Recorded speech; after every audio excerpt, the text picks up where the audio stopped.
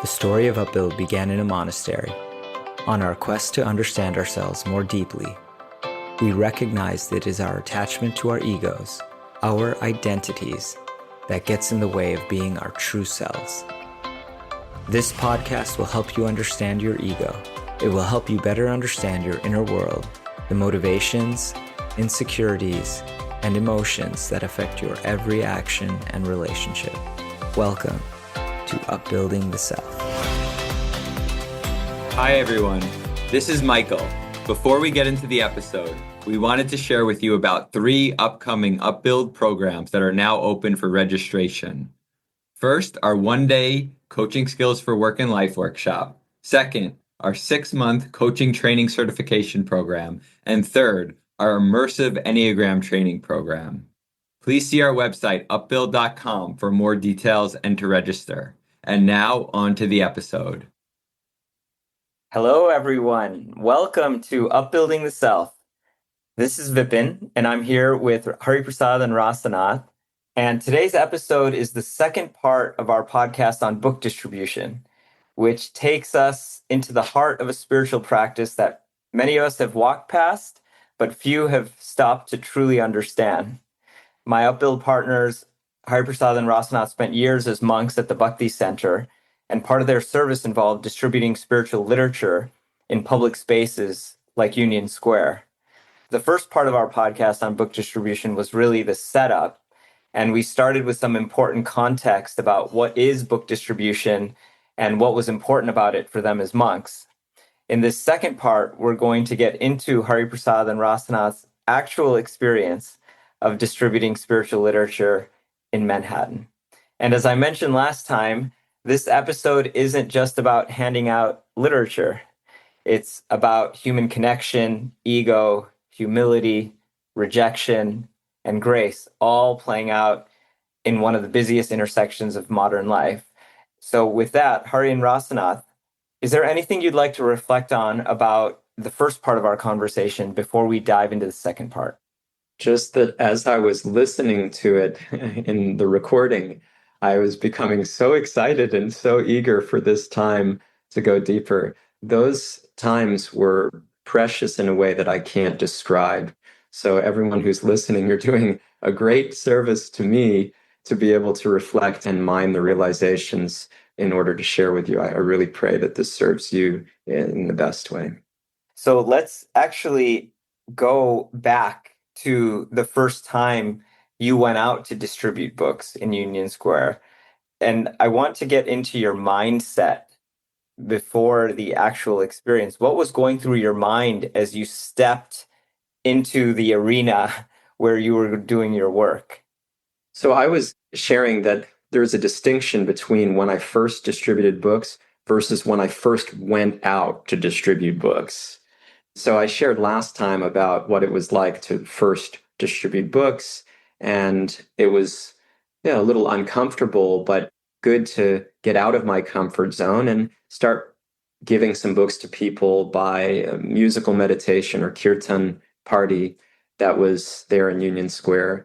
And when I first deliberately set out to give books, I was tailing my mentor, who was very, very experienced in book distribution and had dedicated many years to the service. And he was phenomenal. He did an amazing job of connecting with people and really getting books into people's hands and into their lives. So I was incredibly intimidated, and I felt I'll never be like him. It's impossible. And as I was watching him, I was like, wow, he's an artist out there. He knows exactly what to say to people. He knows just how to look in their eyes and make a genuine connection. It wasn't forced. There was a routine, but it was not like he just learned some routine and was doing it by rote. It was very spontaneous and present, almost like an actor where it has to be alive. You live the part when you're acting. I often say, because I have a background in acting and filmmaking, and I say that the insult to an actor is you say, oh, good job playing the role or good job acting. No, I wasn't acting. I was living the part. So you still learn the lines And my mentor, he had learned his lines very well, but then he knew exactly how to improvise, he knew exactly how to connect. And I was just looking in awe and feeling really down about myself, little bit excited about the possibilities, but mostly filled with self-doubt. And when it was my turn to then give books out, I was a bumbling mess. What's striking me about what you're saying is you both have made this point many times that the ego that exists out in the world also exists in the ashram, and that the example, the experience of seeing another do something well and feeling both appreciation, maybe even some envy, some aspiration, self-doubt, imposter syndrome, all of it you experience the same as one might in any organizational setting where they're watching one of their colleagues do something really well. Yeah, well said. And I also questioned, why me? Why do I need to do this? Rasanath mentioned this last time, but this is not my nature. I'm not a salesperson. I'm an introvert. I'm not somebody who goes out and stops people on the street and what to speak of can like entice them and excite them. That's just not me. Why am I doing this? Even if this service is so important, hey, there are so many other people who can do this and who are good at doing it. Right. Why me? This is even another parallel, or it strengthens the parallel, because so many people experience this in their jobs, in their day-to-day lives. And so I'm even more curious about the lessons that you've learned through this experience, because they're highly applicable to all of us in whatever situations we find ourselves in. So then you're having all these thoughts in your mind. What provided you an anchoring to prepare for what you were about to do? I don't think I had a good anchoring. I think that's why I showed up the way that I did as a bumbling mess. I was trying to figure it out on the fly, and there was no way to really prepare myself for being out there. This was specifically in the subways of New York. We went to different subway stops. We had our favorite stations, mostly whatever my mentor's favorite stations were. That I understood, okay, the goodness of this station. There are a number of people that pass by. There are a number of people that will wait for this train. There were different circumstances that made one station more conducive than another. So I was just having to touch and go, figure it out. And I tried, and immediately, there's this voice that says, see, you're not good at this, and this is a waste of your time. You already knew this going in. And that's what I was wrestling with. My inner critic was there confirming every negative thought that I had through every interaction that came. Again, very universal experience. Rasanath, you had a similar experience, and then you decided, yes, that voice is probably correct. What was your experience with this as you prepared for the times that you went out on book distribution? I think it's to, first of all, observing Hari Prasad from the outside. And when you ask the question about, well, how did he go about doing the activity? What I saw was the learning to surrender. And it's a process. There is a way in which the current of the activity and the understanding of what that activity is doing in the lives of other people and in my own life has to take over all the obstacles. And what I did observe, which was actually quite inspiring for me and also confronting, I should say, is what I observed in Hari Prasad is the purity of wanting to surrender to the activity and the repeated trying of it. I really, really appreciate this insight. And I want to know, can you share a bit more about what it means to surrender to an activity? I can speak from an observer's position because I can say that I didn't quite do it right. Although I would say other things in the monastery forced me to do it in a different way. But in this particular activity, I resisted it too much. And what I saw Hari Prasad doing, my experience of him was his capacity for resilience is humongous. I have only grown to appreciate that with time. And in this case, the way I saw the resilience was the willingness to actually struggle every day to be in the flow of the activity every day, despite every pore of your body rebelling it. And then recognizing how, in the process, you're mystically carried by an energy that is completely not your doing. I can't describe it in any other way other than that. And in that process of recognizing how it's happening, everything is resisting. I'm just here. I am trying.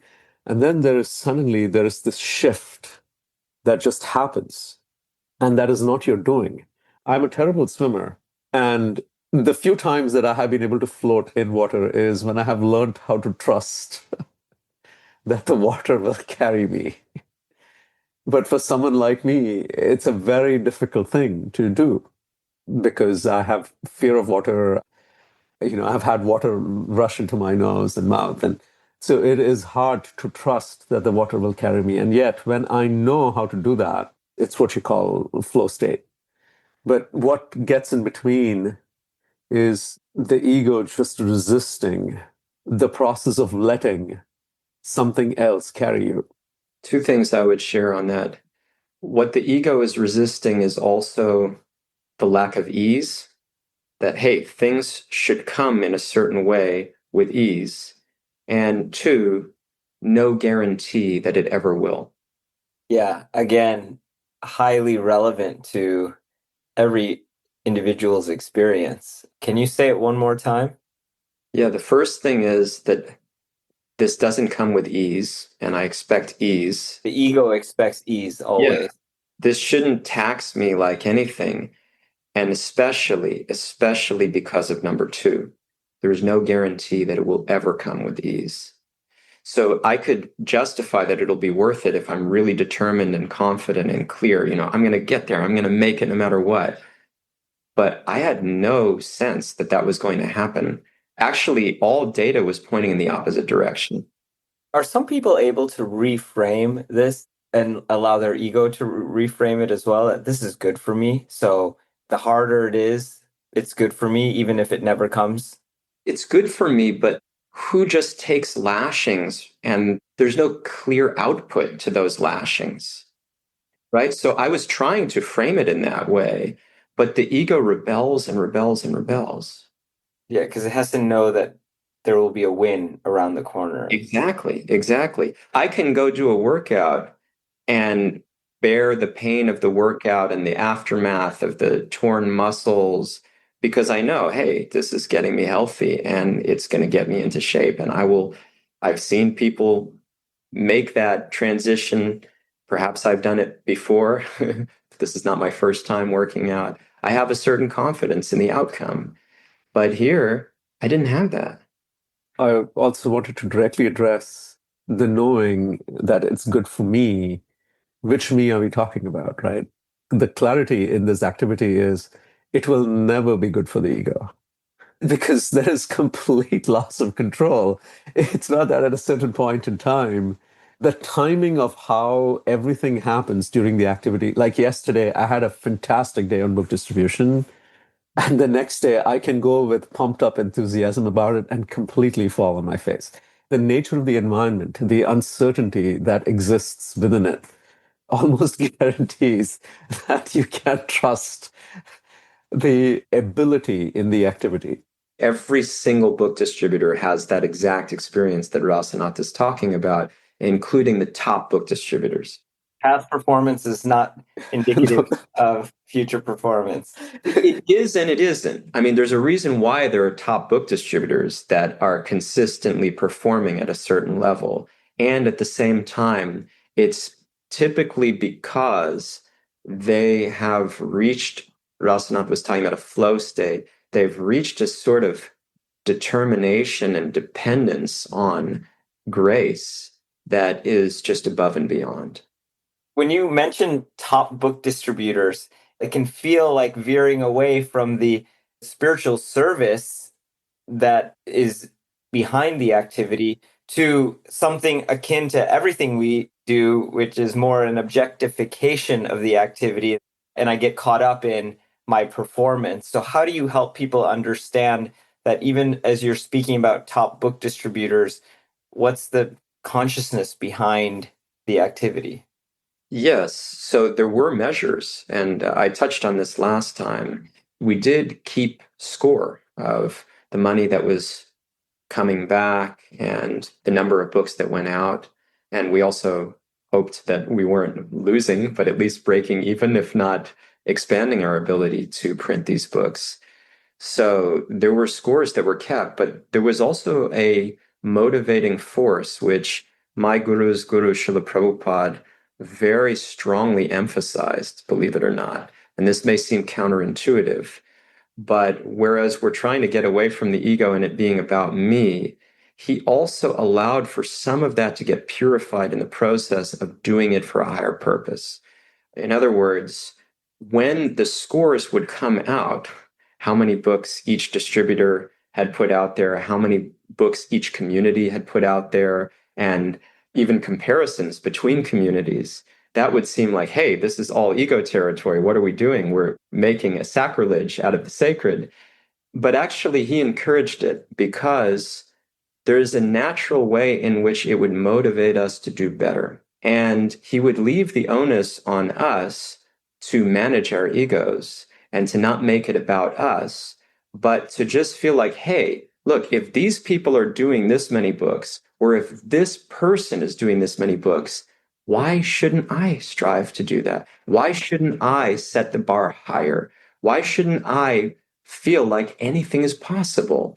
And to be able to affect that many people is an incredible thing. So those measures are not the enemy. It's what we do with those measures, how we relate to them. And he was so emphatic that even if people took them in the wrong way, he recognized the purifying nature of the service would mean that they would ultimately come out net positive. In other words, their ego would be more diminished than built up, and their soul would be more invested in, and so many people would be helped in the process. Again, I'm struck by the similarity with organizational life. And the thing many leaders would say, yeah, I try to do this exact thing in my organization, is to create a sense of competition, people striving to win. But that often falls apart in organizational context. One of the things you're saying is that the nature of the activity itself is purifying. So is that the distinction here? Or why else would you not recommend that a founder or CEO try to do the same, take what you just shared and apply it to their organization and pit teams against each other to try to raise the performance? Look at the different elements here, right? You have the purification of the ego, you have the investment in the soul, and you have the benefit of all other people involved, right? Those things just don't exist in the setup that you're talking about. None of those exist. Then on top of it, you have who is the person, Srila Prabhupada, my guru's guru, is the one who really created this book distribution. It's not that it didn't exist before him. It did, but in a very minute form compared to, it was not happening in the West at all with these kinds of spiritual books from the yoga tradition. And it was his disciples that figured out how to make this work and actually earned so much to print so many more that now Srila Prabhupada's Bhagavad Gita is the best-selling Bhagavad Gita of all time. So they figured something out extraordinarily. And his purity in instituting this model of book distribution cannot be compared to a CEO saying, we got to meet the bottom line, guys. Like, come on, whip yourselves into shape, or I'm going to whip you into shape. It's just not the same. So I want us to go into the reactions that you would get from people. You're out distributing books. Rasanath said earlier that there's resistance coming from every pore in your body. So that must be related to the kinds of reactions you get. So what kinds of reactions did you typically get from people? And how did you work with those reactions, both internally and externally? Yes. Well, I think the first part of that resistance in every pore of my being is from the embarrassment that I'm doing this. I'm a peddler of these books, and I'm going to be perceived as a religious fanatic or somebody that is just incompetent and unable to contribute to society.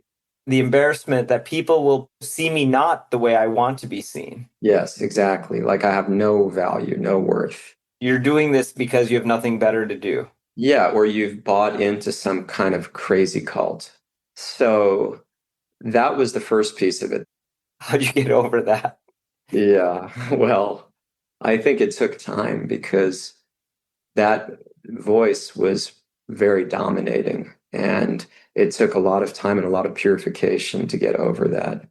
Also, it was very important for us to read the content of the books that we are distributing and the philosophical clarity and depth that each of these books had.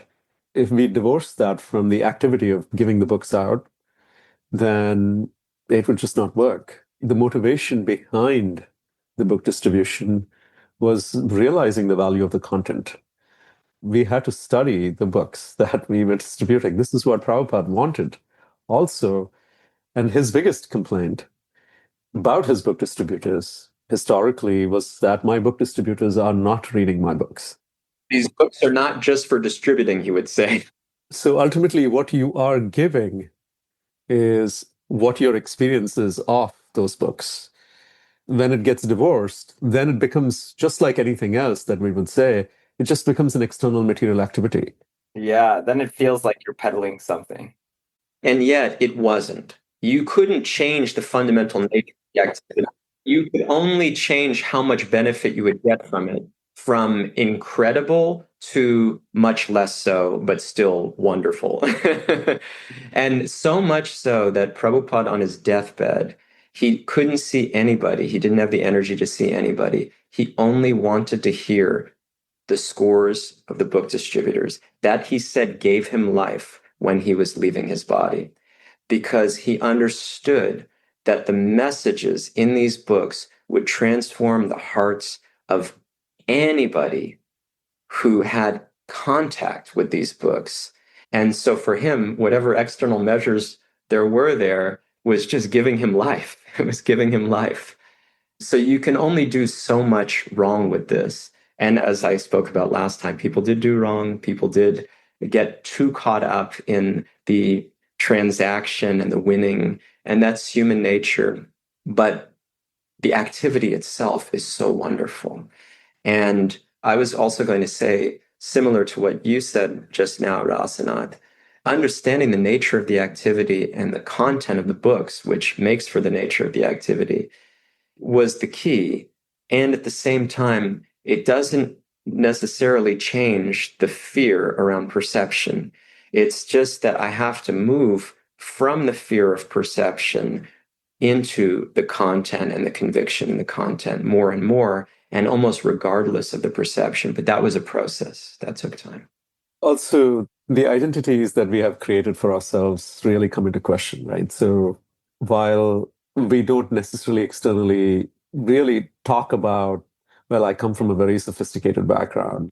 I come from a family of engineers who went to very high schools, and the way we conduct ourselves, there is a certain quote unquote refined, sophisticated impression that you have about your own identity in society. And then I remember when I first started doing book distribution, even in India, my parents were so concerned about seeing somebody else, their friends, seeing their son on the street distributing books. It just went against, externally, went against every single thing that represented to them what a cultured person would do.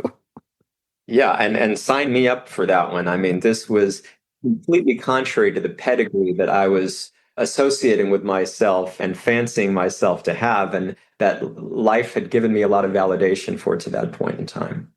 There is reality to it because, yes, we did come from backgrounds and a certain level of education. And now you're out there distributing books, and then nobody understands. Not one single person there actually understands this is your internal struggle as well.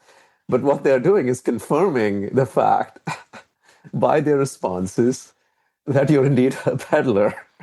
Well, you tried to turn the tables on that with one experience that you recount where you said, do you know who I am?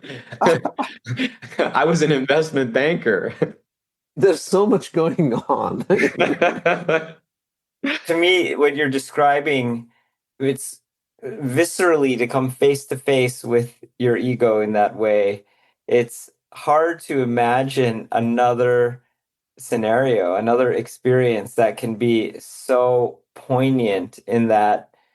I mean, even what you said, Rasanath, how this felt to your parents, well, it felt that way to you as well. And so not just the embarrassment of your parents you're carrying, but you, yeah, you have that experience. Like this is, it goes against everything that I've cultivated my whole Yes. life.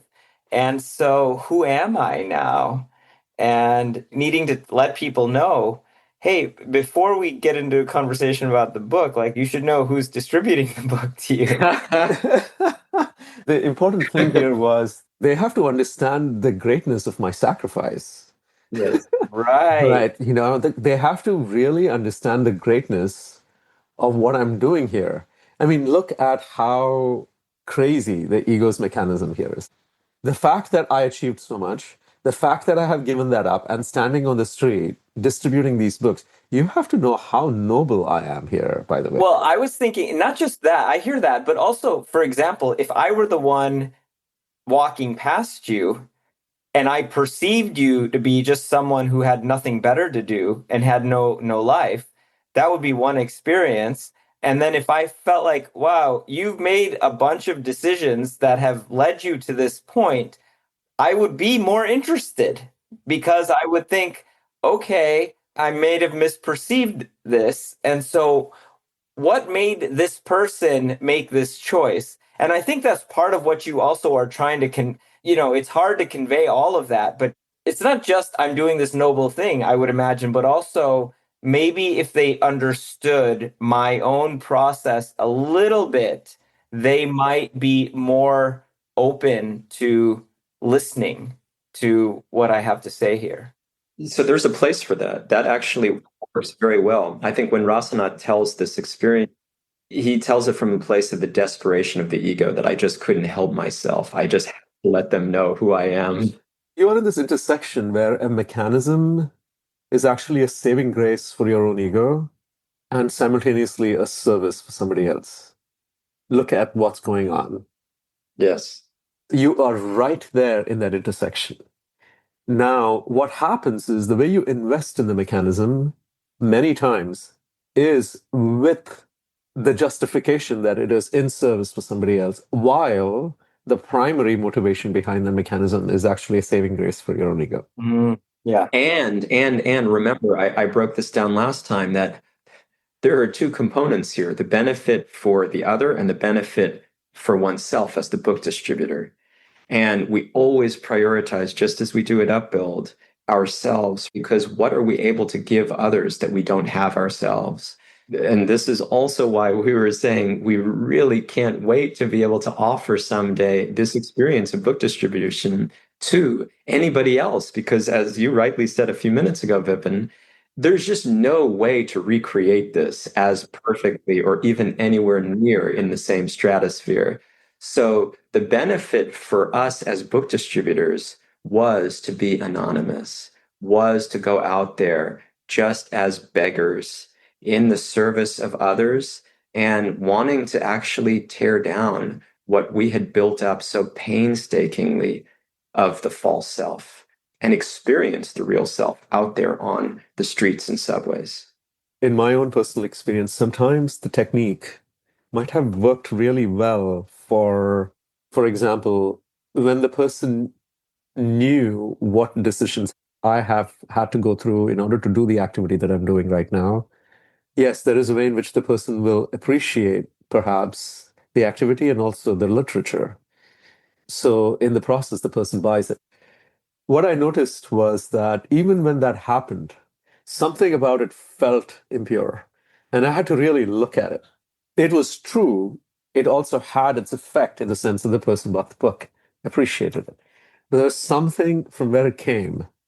I'm tearing up as I say it. that just felt incomplete because it was motivated from a defensive, almost approving and defensive mechanism that was done in a pretty polished way where the fact, I mean, look at how the layers that the ego works. The ego can convey the truth in the service for somebody in a seemingly cool and collected way, and yet something about it is problematic. Yeah.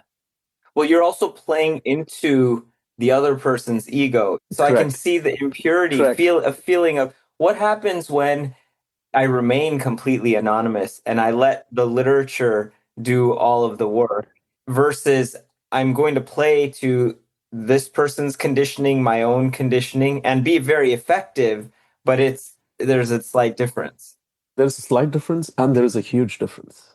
Also, for every time "do you know who I am" works, there are 100 times that it doesn't work, and then you're left with even more shame.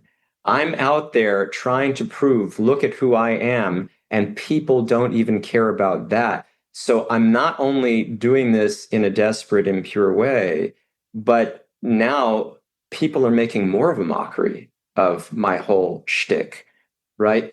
It's so complex. The reason why that complexity is important is it's the recognition of the complexity that even today, as we are running Upbuild, we are walking that very line. We are. And one of the main reasons why I think we have been able to recognize the nuances of everything that exists simultaneously, all the complexity that exists simultaneously, it's because of repeated engaging in activities like book distribution and having to wade through all the complexities simultaneously. How did you do it? How did you make yourself anonymous? This goes back to the question you had asked, which I got part of the way through answering, about the reactions that we would get. And I was talking about the first piece of resistance is I can't bring myself to be perceived in this way. The second piece is when I put myself out there, I am not a fish in water. I am extremely uncomfortable and awkward, and that amps up the first resistance of the perception, the fear around perception, right? So first, I'm fearing perception. Next, I'm putting myself out there and I'm not a fish in water, and that amps up the fear of perception more. And then the third thing is the reaction itself and what kinds of reactions we would get out there. And then we can come to what we did with how to get through it. There were some nice people that restored my faith in humanity. Most people didn't react at all, right? You can imagine hardly anybody wants to stop and talk to Hari Prasad, who's peddling his books. Like, it's just the nature of the beast. And everybody's busy, everybody has somewhere to go. Nobody's interested in what I have or who I am. And everybody's content with their life or trying to survive or what have you. And they certainly don't want to miss the train that's coming or miss when the signal comes at the crosswalk. You can cross the street now. It's like that. So the predominant response was nothing, nothing. And that was the worst. I had shared that before. Feeling invisible was the absolute worst. But in addition to that, I had some traumatic experiences as well. There was a person who screamed at me on the subway platform and looked like he was ready to destroy me. I mean, I can never forget the look in his eyes. I walked away, but I was afraid for my life. And he was very, very threatening. He was extremely threatening. And there was no explanation. It was just what he decided to do in that moment. I had another experience. I remember walking down Prince Street, distributing books around Prince Street outside the subway. And there was somebody who I tried to distribute a book to, and he looked at me, talk about disgust. He looked at me as if I was the lowest creature he'd ever seen. And then he said, "I've killed people for less than this." So, yeah, it was super intense. I mean, I had to really shake myself off. I had to Sometimes I would have to step back and not have another interaction. It was very emotional. Sometimes I had to try to stay absorbed in the act itself and to stay in the flow and not let somebody deter me, because then that energy would win. And there's no reason to let that very dark energy win. We were doing something so absolutely uplifting and fulfilling, like I can't even express. So staying in the flow and being determined and trying to meet somebody who would value this or who would have an unexpected receptivity. That's knowing that there were souls on the other end who needed what we had to give, not because we were so great, but because we were so fortunate. And not that that fortune made us better, but just that we had a duty to give back. And that's where it came from. So staying with that duty and staying absorbed in the flow and working through whatever I had to, that was the method. And seeing that all of this was meant to purify my ego, build my own spiritual strength and reliance on God, that actually He's creating all of these interactions and giving me so many lessons, so many things to take away, and helping me to make it to another level of conviction, confidence, and aspiration to serve in spite of all the obstacles. The one other thing that also gave energy was that there is a worldwide network of book distributors, and there are book distribution stories that are just extraordinary from different parts of the world. Some of these stories you would not even think that they can be true, and they are. And then you see many of them happening in different parts of the world. And then you also hear from your own book distribution companions, and they come back and they share a very moving experience that happened in the street. It creates a craving. Yeah, I got a lot of energy from reading those accounts and also from writing them in my own experience. Just before we started recording this, I was going through a couple of those experiences that I had been able to capture, and it was so moving, so wild to see what happens out there when you really surrender or try to surrender. Can you share a couple of memories that really moved you, personal interactions that have stayed with you long after they ended? I met one person in Union Square who was walking down the street with his brother, and his brother wasn't interested. And they were crossing towards 13th Street from 14th Street, where Union Square is. And I was having a tough time. I was very, very doubtful that anybody wanted a book. So I was in a period where I was questioning everything and so doubtful that anybody would be able to benefit or that I would be able to benefit, but knowing that this is for my greater good. And I met the two brothers. The one actually walked away and left the other brother to talk to me. And I became shocked at how intent the gaze of this brother who stayed with me was, and how he was wanting to drink in every word that I was speaking. I practically never got this kind of audience from anybody. Who is this person? What is going on? And what are the odds that his brother just walks off, but he's like totally into it? And he took a book, and then I told him about Radhanath Swami, who was the person who introduced me to the spiritual paths, Rasanath's guru and one of our foremost guides. And I said he's actually here in New York City. He lives in India, but he travels around the world. He happens to be in New York City right now. He just released his book, The Journey Home, Autobiography of an American Swami. He's going to be speaking as part of his book tour at this yoga studio. Want to come join me? And he was like, yes. And then he actually showed up. Many people did not show up when I gave that invitation, even if they said yes. But he was one of the people who actually came. And then we had dinner at the Bhakti Center's cafe, the Bhakti Cafe at the time. And we got more and more engaged in philosophical, spiritual discussion and friendship. I had introduced him to Radhanath Swami, and he was very inspired. He started reading the book, he loved it.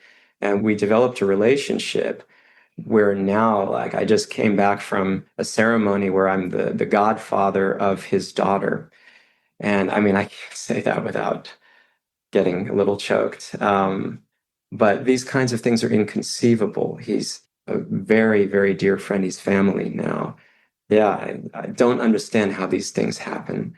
But he's now actually a practitioner on the path. He is initiated, meaning he has formally accepted a guru and has taken up the practices that these books teach and that we stand for at Upbuild in full, and which we try to teach. There was also a person in Union Square who I met who trained us as coaches after I met him. That's insane. So we're here doing this coaching and coach training and all kinds of other things. He was the one who had a coaching school. He wanted to talk to me, and we developed a friendship. And then he trained us as coaches when we were monks. And that was just extraordinary, extraordinary. It's beautiful to hear about these experiences, and they help to balance the experiences, the reactions that you were sharing initially as some of the more challenging ones. So You have to wade through those to get to these. right, right. I was wondering what happened to the other brother, by the way. Oh, yeah. So I had, I actually saw him on a few other occasions because, as I said, he became like family. My dear friend Jananivas is his name. And Rasanath and I went to his sister's apartment in Brooklyn early on when I first developed the relationship with Jananivas. And now he's Jananivas. Before he was John. After taking on a guru, he got a spiritual name. So I became really close with him and thereby got to develop a relationship with his sister, his two brothers, and his parents. And it's amazing to see how they all became very receptive and grateful and would welcome me as family. Actually, at one point, his youngest brother got into a horrific accident. He was hit by a car. And I came to the hospital when they were afraid that he was going to die. We were offering many prayers for him and then came out to the hospital. And it was so heart-wrenching and at the same time so inspiring to see how he was hanging on and how he was just moved by people's care for him. And he ended up making a remarkable recovery where he was supposed to be somebody who wouldn't be able to even live. And we didn't know if he would be a vegetable, if he did live. And then if he wasn't, then he wouldn't be able to carry a job or get into a relationship. But now he's having a child and he has a job and he's actually living on his own. And his parents, so Jananivas's parents, they still are so appreciative of the fact that we could be together in that time. So this is what I mean. From that one interaction on the street, you become entwined in people's lives in a way that is so rich, so powerful. It's just insane. I want to ask, you alluded to this, but maybe more explicitly, how did book distribution impact your faith? It humbled me. This was one activity that I could not bring myself to do consistently. I couldn't. And that was an extremely humbling experience for me. The stance that I had to take, very honestly, around this activity was to make myself the servant of the people who were actually going out there doing book distribution, which was in the spiritual tradition that we follow. We actually emphasize how we are not trying to become the topmost spiritualist. We are actually trying to serve the people who are genuinely spiritually advanced. Beautiful. For me, that journey began with what I call my sentence, my book distribution sentence. So I was a young, struggling monk.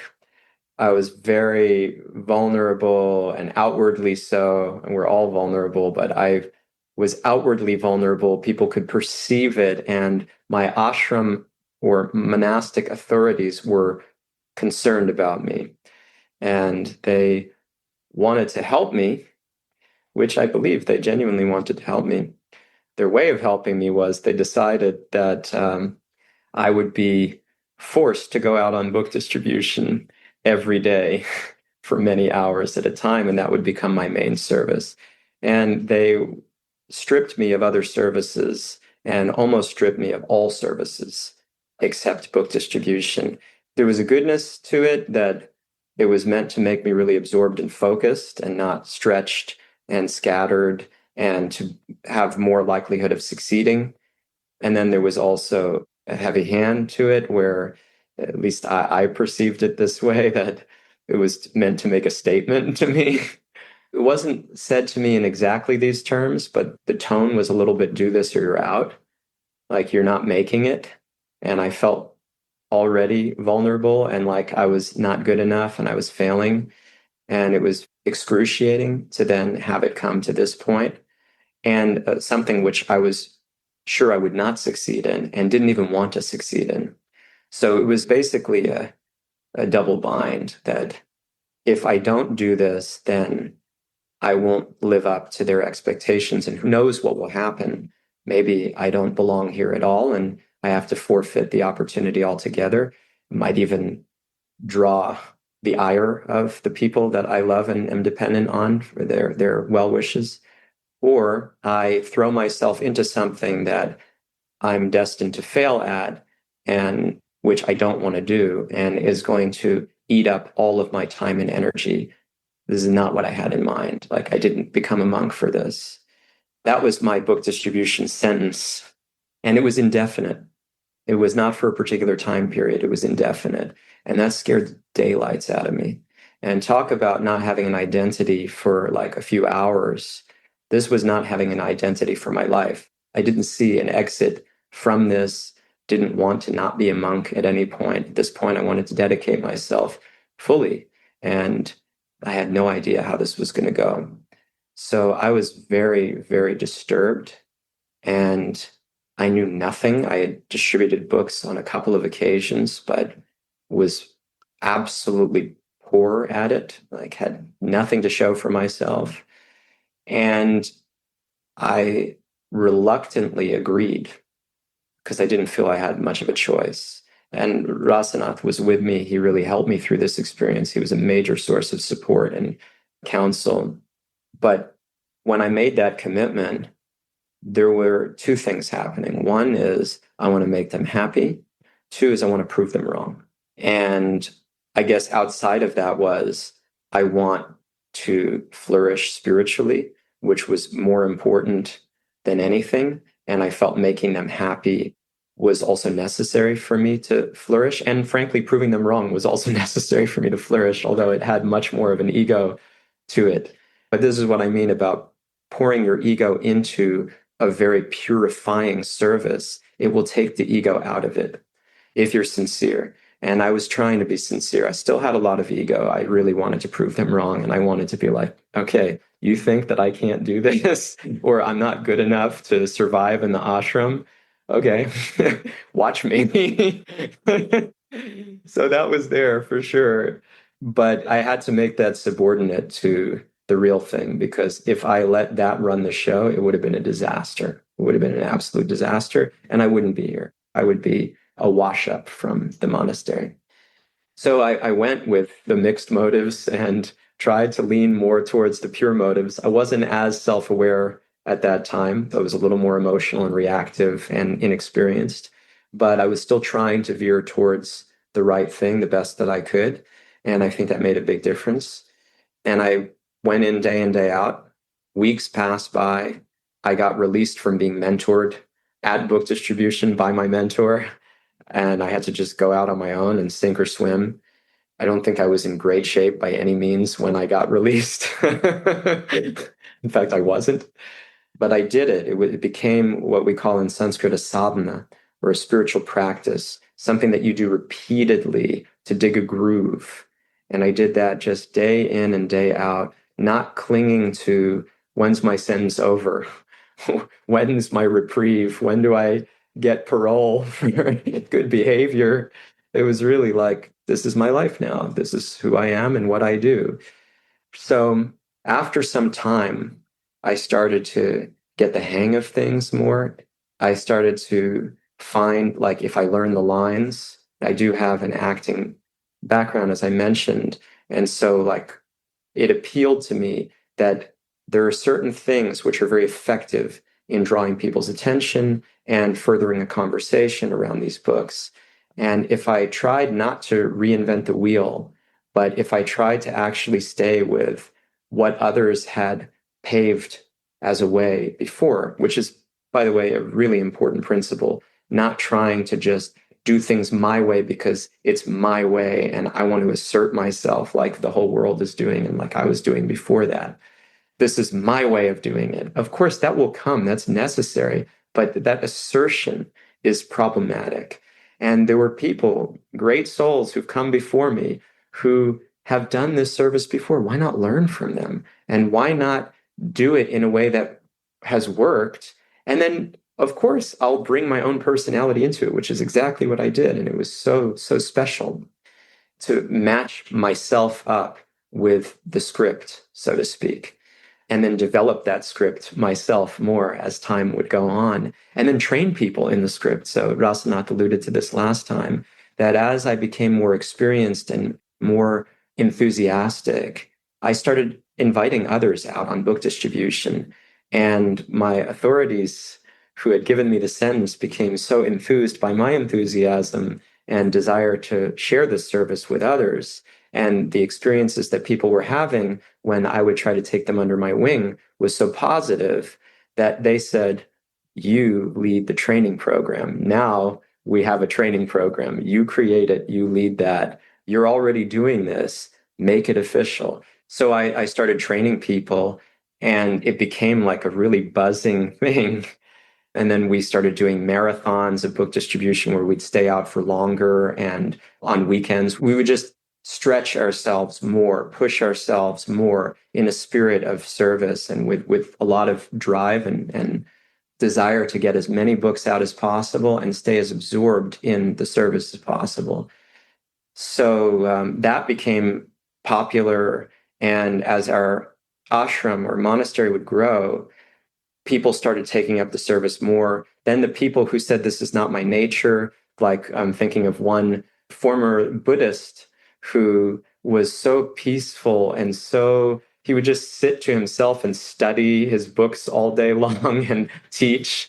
And sometimes he would cook or do something, but he was very introverted, very to himself, and was not somebody who had any interest in doing book distribution at all. It was totally contrary to him in an extreme way. He then started going out with me, and this happened with many people, and they started beating me in scores. This former Buddhist who became a bhakti yogi, he started doing better than me, and I was just admiring. I was like, he's amazing. This is incredible. It's a privilege to go out with him.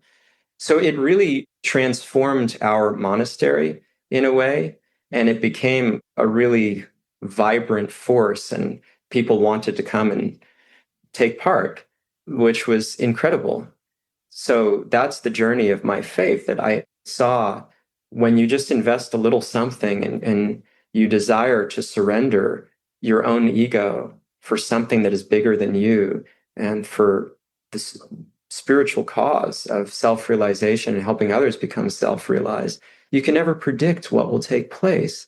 And I kid you not, I wouldn't be doing anything at Upbuild if not for this book distribution experience. It was one of the most faith-giving things I've ever seen in my life, on a daily basis and on the basis of many years, the stretch of time. And my biggest fear was public speaking. So I couldn't imagine getting up in front of people, and I stumbled and I was so resistant. I really didn't want to do it. But book distribution was signing up for rejection after rejection after rejection and wanting to serve anyway, and having to develop confidence, having to develop skills, having to connect with people and connect with myself and God. and be dependent on that higher power that is God. And I saw, okay, then I can speak. And I did. So for me, without book distribution, there is no role that I have at Upbuild. There's nothing that I can offer. I can understand why you became the head of the training program, because I'm in this moment feel inspired to go out to Union Square and start distributing books. Just hearing your story and how it transformed you and the faith that you developed. We could speak about this for another 3 hours, I feel. It's clear to me there's so much more here that is to be learned and gained by hearing about both of your experiences. And I just appreciate the place where you've taken us here at the end, showing your experience, how it has fundamentally made you who you are and made our organization what it is. I want to wrap up our conversation with one last question, which is for those people who are listening who've never done anything like this. Well, that's almost everybody. Let's say who maybe have difficulty even relating to what book distribution is and what you're describing. What's one final insight or invitation that you'd want to leave them with? The first thing is, if we want any kind of spiritual awakening, the ego has to be challenged. There is just no other way. And I think a lot of approaches to spirituality, at least what we encounter in today's world, is how to keep us still very comfortable in our own egoic framing, while at the same time give the ego a sense that I'm spiritual. And book distribution is one activity that directly just dismantles that. And I think it's important for each one of us to find an activity that dismantles the comfort of our ego in the pursuit of spirit. And one of the reasons why these activities are unrelatable is because who wants to do that? Who wants to break down the ego to actually get to the real self? And I think the freedom that comes with even investing a little bit in that activity is tremendous. We have to find that activity under proper guidance. So the first thing that will be necessary, if you don't know, for our listeners, one, if you have a desire for it, and number two, if you want to get started on it, is to then approach people who have done it and say, well, I want to get started on this. What would be one way that I can actually get started on it? That's the place that I would really have you think about. I love that. Thank you, Rasanath. Yeah. And thank you for cooking meals during our marathons to support the book distributors. That was also extremely touching. And the way that you just spoke about it in this time together brought back a lot. And all of the support that you've given me to get to this point is extraordinary. I also loved learning about your book distribution experiences, which I think are very instructive for all of us.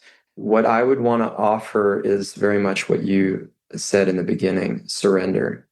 I think surrender is the key, and there's no substitute for it. You don't become self-realized without surrender. And specifically what? Just as you were speaking, you surrender the ego. My guru Satchidananda Swami likes to speak about being dependent on your own strength and how limited and limiting that is. Talk about self-limiting beliefs. Well, the core of all self-limiting beliefs are simply resigning ourselves to our own strength. But when you step outside of yourself and you see what's possible, that is unbelievable.